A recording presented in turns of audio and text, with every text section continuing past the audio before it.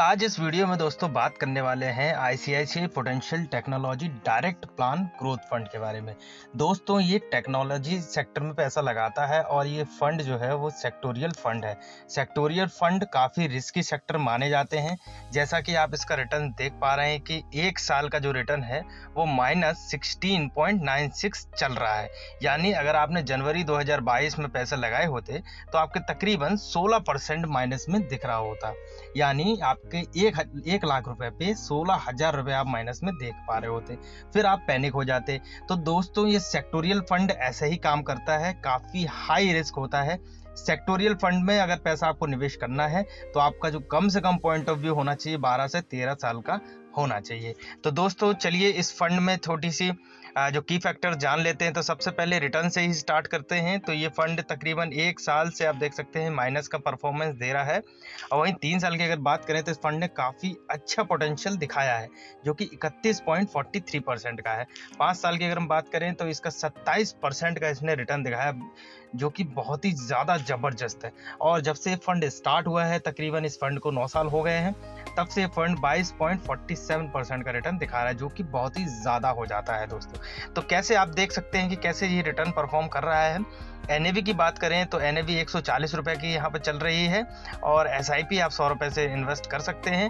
Fund का size ज़्यादा बड़ा नहीं है, 8,711 करोड़ का फंड साइज़ है, जो कि रीजनेबल है। फंड का साइज़ छोटा होने से काफ़ी फ़ायदे होते हैं। फंड मैनेजर को समय मिल जाता है कि कैसी कैसी कंपनियों में अच्छी कंपनियों को सिलेक्ट करने का और पैसा निवेश करने का। रिटर्न कैलकुलेट की अगर हम बात करें तो जब से फंड आप अगर 10,000 की एसआईपी इस फंड में स्टार्ट कर लेते तो 10,000 की जैसे आप एसआईपी स्टार्ट कर लेते तो आपको कम से कम नहीं तो 10,000, चलिए 9,000 से दिखा देता हूँ। 9,000 की अगर इन्वेस्टमेंट करते तो आज आपकी जो वैल्यू रह जाती एक साल का 7,474 रुपये रह जाती, जो कि -16% थी। अगर 5 साल की बात करते तो ये बढ़ के चली जाती है आपकी, सॉरी वन टाइम की बात कर रहा हूँ मैं। वन टाइम इन्वेस्टमेंट 1 लाख होता है, तो अगर आप 1 लाख का इन्वेस्ट करते तो 5 साल में 3.5 लाख रुपये बन जाते। वहीं 1 लाख में आपके 83,000 रुपीज़ बन जाते, जो कि नेगेटिव परफॉर्मेंस था। मंथली एसआईपी की बात करें तो मंथली 10,000 से अगर अपन स्टार्ट करते तो मंथली एसआईपी का आपका हो जाता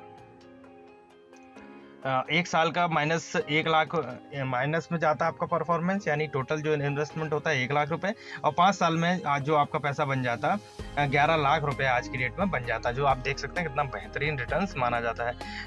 रैंकिंग की बात करें तो 1 ईयर में जैसा कि मैंने बताया -16%, कैटेगरी ने भी एवरेज माइनस में ही दिया है -18%। 3 साल की बात करें तो 31% का फंड ने रिटर्न दिया है और कैटेगरी ने 27.7 का। 5 साल की बात करें तो 27.1 और कैटेगरी ने 25.2। ओवरऑल बात करें तो 22% का रिटर्न्स दिया है, जो कि बहुत ही बेहतरीन है। रैंकिंग वाइज बात करें तो एक साल में इस फंड की रैंकिंग जो है वो चौथे पायदान पे आती है। वहीं 30 साल की अगर हम बात करें तो इस फंड की जो रैंकिंग है पहले नंबर पे आ रही, यानी सबसे ज़्यादा रिटर्न इसने अर्जित किया है। वहीं 5 साल की बात करें तो 2% का रिटर्न्स इसको मिल जाता है। दोस्तों पीर कंपैरिजन बात करें तो और भी फंड्स इस कैटेगरी में है, जैसे Quant infrastructure fund, direct growth, Nippon India consumption funds, infrastructure, consumer, SBI banking financial service. तो these are funds which relate to equity sectoral funds. Okay दोस्तों, अगर होल्डिंग्स की बात करें तो टॉप 10 होल्डिंग्स इस प्रकार से हैं।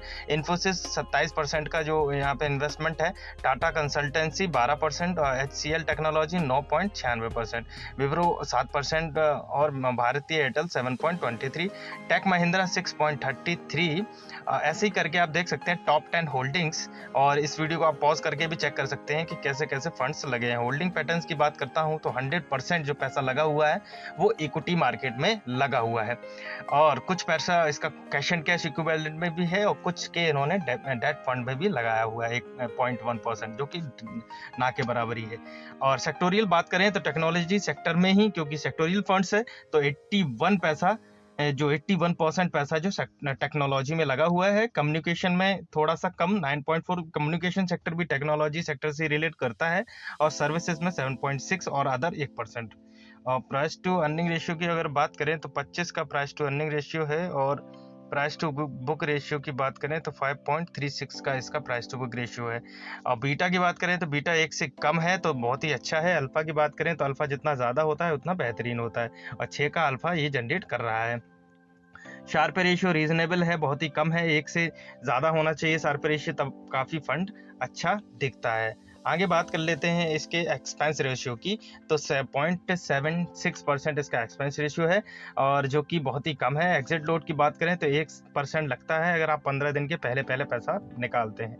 टैक्स इम्प्लीकेशन की बात करें तो 15% शॉर्ट टर्म कैपिटल गेन होता है। एलटीसीजी की बात करें तो 10% आपको एलटीसीजी देना पड़ेगा अगर आपका 1 लाख रुपए से ज़्यादा प्रॉफिट होता है। तो अगर 1 लाख से प्रॉफिट कम है तो कोई भी टैक्स देने की ज़रूरत नहीं है, अगर ज़्यादा है तो आपको 10% देना पड़ेगा लॉन्ग टर्म कैटेगरी में। फंड मैनेजर्स की बात कर लेते हैं तो प्रियंका जी इसकी फंड मैनेजर हैं, जो कि और भी फंड में हैं और बहुत ही बेहतरीन अपना प्रदर्शन दिखा रहे हैं। दोस्तों फंड हाउस की बात करें तो ये फंड हाउस तीसरे नंबर पे आता है, और टोटल एसेट ये अंडर अपने कर रहा है तो 4,70,000 प्लस करोड़ रुपए अपने एसेट अंडर मैनेज कर रहा है, और ये फंड 93 से स्टार्ट है तो काफ़ी पुराना फंड्स है दोस्तों।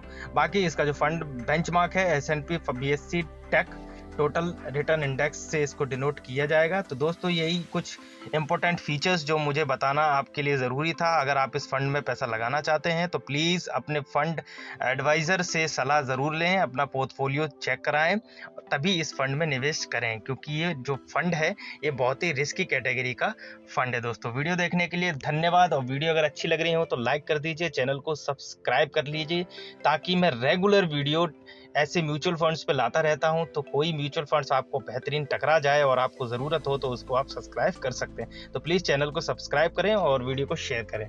वीडियो देखने के लिए दोस्तों धन्यवाद।